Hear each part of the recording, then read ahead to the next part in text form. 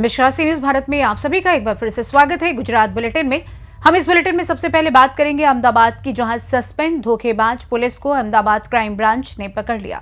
साथ ही बात होगी नर्मदा की, जहां बुंजेठा, देवलिया और गोधान चेक पोस्ट पर आने वाले तमाम वाहनों की चेकिंग कर जिले में प्रवेश दिया जा रहा है। इन तमाम खबरों पर करेंगे विस्तार से चर्चा। अहमदाबाद में क्राइम ब्रांच के अधिकारी की पहचान बताकर 50 लाख रुपए हड़पने की शिकायत दर्ज कराई गई थी। मिहिर पारिक नाम के एक कारोबारी को ये कहकर धमकाया गया कि विदेशी मुद्रा का मामला क्राइम ब्रांच में दर्ज है।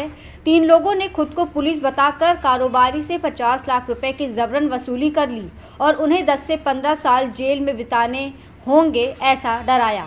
आकाश पटेल समेत 3 लोगों के खिलाफ क्राइम ब्रांच में शिकायत दर्ज कराई गई।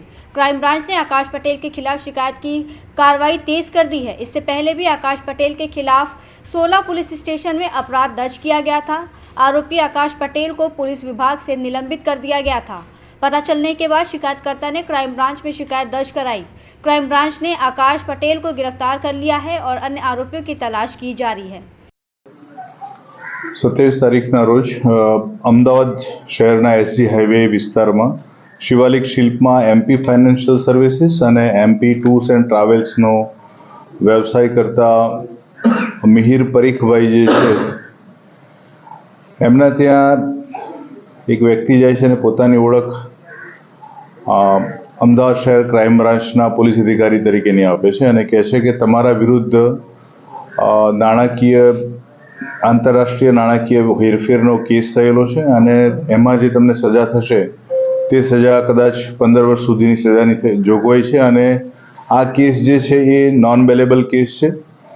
આ કેસમાં તમારી બહુ ટૂંક સમયમાં જામીન નહીં થઈ શકે આ પ્રકારનો એને ડર બતાવેલો અને જણાવ્યું કે ઘણા લાંબા સમય સુધી તમારે જેલમાં રહેવું પડશે અને આ અંગે કોઈપણ પ્રકારની તમારે વચ્ચેનો કંઈ રસ્તો લેવો હોય તો લઈ શકો છો। આમ એને 3 થી 4 કલાક સુધી આ જે ફરિયાદી જે છે એને ભયમાં રાખેલો અને એ સમયે ફરિયાદી એના જે પ્રભાવમાં આવી અને એની પાસે એને 50 લાખ રૂપિયા રોકડા એને આપેલા।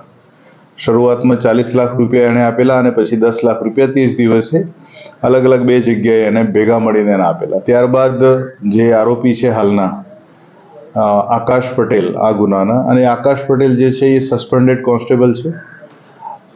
2015માં પોલીસ વિભાગમાં ભરતી થયેલા અને એ આ પૈસા મેળવ્યા પછી ફરિયાદીને એટલે ભોગ બનનારને એમના ઉતારી દીધેલા ઘર પાસેથી ને એમના સાથેના 2 સાગરીતો સાથે આ તમામ નાણાં લઈ અને લોકો જતા રહેલા। શરૂઆતમાં ફરિયાદી થોડા ભયમાં હોય અને જે હાલના આરોપી છે એના પ્રભાવમાં હોવાના કારણે એ થોડા વિચલિત થઈ ગયેલા હતા અને પછી બીજા દિવસે એમણે ક્રાઇમ બ્રાન્ચનો સંપર્ક કર્યો કે ક્રાઇમ બ્રાન્ચમાં ખબર પડી કે આ પ્રકારના કોઈ કોન્સ્ટેબલ્સ કે અધિકારી નોકરી નથી કરતા અહીંયા। અને પછી જ્યારે એમના ઓફિસના જે સીસીટીવી ફૂટેજ છે એ ફૂટેજ આધારે જે વ્યક્તિની ઓળખ થઈ એ વ્યક્તિ સસ્પેન્ડેડ આકાશ પટેલ હોવાનું ખાતરી થયેલ અને આ સંબંધે ક્રાઇમ બ્રાન્ચમાં આકાશ પટેલ વિરુદ્ધ ભારતીય ન્યાય સંહિતા કલમ 204, 308, 6 અને 61 મુજબની ગુનો નોંધવામાં આવેલો છે। તાત્કાલિક જ આરોપીને પકડવા કાર્યવાહી હાથ ધરતા આરોપીને એના રહેણાંક મકાનેથી જ પકડી લેવામાં આવેલો છે અને હાલ એની પ્રાથમિક પૂછપરછ ચાલુ છે। પ્રાથમિક પૂછપરછમાં જાણવા મળેલું છે કે આરોપી આકાશ પટેલ 2015માં લોકરક્ષક તરીકે ભરતી થયેલો અને શરૂઆતમાં પ્રાથમિક શરૂઆતની તાલીમને બાદ કરતો એનું પ્રથમ નિમણૂક પારડી પોલીસ સ્ટેશનમાં થયેલી હતી। अहमदाबाद से सी न्यूज़ संवाददाता योगेश गोस्वामी की रिपोर्ट। 31 दिसंबर को लेकर नर्मदा पुलिस अलर्ट मोड पर है। बुजेंडा, देवलिया और गोदान चेक पोस्ट पर आने वाले तमाम वाहनों का चेकिंग कर जिले में प्रवेश दिया जा रहा है।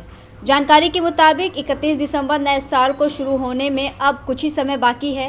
वहीं समग्र गुजरात के साथ नर्मदा जिले में भी नए साल का उत्सव मनाया जाता है। ऐसे में नए साल को लेकर नर्मदा पुलिस अलर्ट मोड में दिखाई दे रही है। नर्मदा जिले के अनेक विस्तार में पुलिस की ओर से कड़क चेकिंग की जा रही है। 31 दिसंबर नए साल शुरू होने में कुछ ही समय बाकी है, लेकिन नए साल के उत्सव को मनाने के लिए कई लोग मादक पदार्थ की हेरा फेरी करते हैं। ऐसे लोगों को रोकने के लिए नर्मदा पुलिस अलर्ट मोड पर है। पुलिस की ओर से सतत चेकिंग किया जा रहा है। वहीं तिलकवाड़ा पुलिस भी हाल सतर्क हो गई है। 31 दिसंबर को लेकर तिलकवाड़ा तहसील के बुंजेठा, गोधाम और देवलिया चेक पोस्ट पर आने जाने वाले तमाम वाहनों का चेकिंग किया जा रहा है। पुलिस की ओर से आने जाने वाले तमाम वाहनों का कड़क चेकिंग कर जिले में प्रवेश दिया जा रहा है, जिससे मादक पदार्थ नर्मदा जिले में आने से रोका जा सके। વસીમ મેમન અને આપ જોઈ રહ્યા છો સી ન્યૂઝ ભારત। જે આવતીકાલે 31 ડિસેમ્બરે એટલે કે નવા વર્ષનું આગમન થઈ રહ્યું છે, ત્યારે 31 ડિસેમ્બર નવા વર્ષની સમગ્ર દેશમાં ભારે હર્ષો ઉલ્લાસ સાથે ઉજવણી કરવામાં આવતી હોય છે, ત્યારે નર્મદા જિલ્લામાં પણ નવા વર્ષની ભારે ધામધૂમથી ઉજવણી કરવામાં આવે છે। ખાસ કરીને નર્મદા જિલ્લાના એકતાનગર સ્થિત વિશ્વની સૌથી ઊંચી પ્રતિમા સ્ટેચ્યુ ઓફ યુનિટી ખાતે નવા વર્ષની ઉજવણી કરવા માટે દૂર દૂરથી પ્રવાસીઓ આવતા હોય છે। ત્યારે આવા સમયમાં બુટલેગરો દ્વારા કોઈ માદક પદાર્થ નર્મદા જિલ્લામાં લાવવામાં ન આવે તે માટે હાલ નર્મદા પોલીસ એલર્ટ બની છે અને નર્મદા જિલ્લાની તમામ ચેકપોસ્ટ ખાતે હાલ કડક ચેકિંગ કરવામાં આવી રહ્યું છે। તો બીજી તરફ તિલકવાડા પોલીસ પણ હાલ સતર્ક બની છે અને તિલકવાડાની ગોદામ ચેકપોસ્ટ, ઉજેઠા અને દેવલિયા ચેકપોસ્ટ ખાતે હાલ પોલીસ દ્વારા કડક ચેકિંગ કરવામાં આવી રહ્યું છે। આવતા જતા તમામ વાહનો ચેકિંગ કરીને નર્મદા જિલ્લામાં પ્રવેશ આપવામાં આવી રહ્યો છે, જેથી કરીને કોઈ માદક પદાર્થ નર્મદા જિલ્લામાં ન આવે। देवलिया थी वसीम मेमन, सी न्यूज़ भारत, नर्मदा। नर्मदा से सी न्यूज़ संवाददाता वसीम मेमन की रिपोर्ट। फिलहाल गुजरात बुलेटिन में बस इतना ही। देश दुनिया की तमाम बड़ी खबरों को जानने के लिए आप जुड़े रहिए सी न्यूज़ भारत के साथ। हर खबर आपके साथ, आपके हाथ।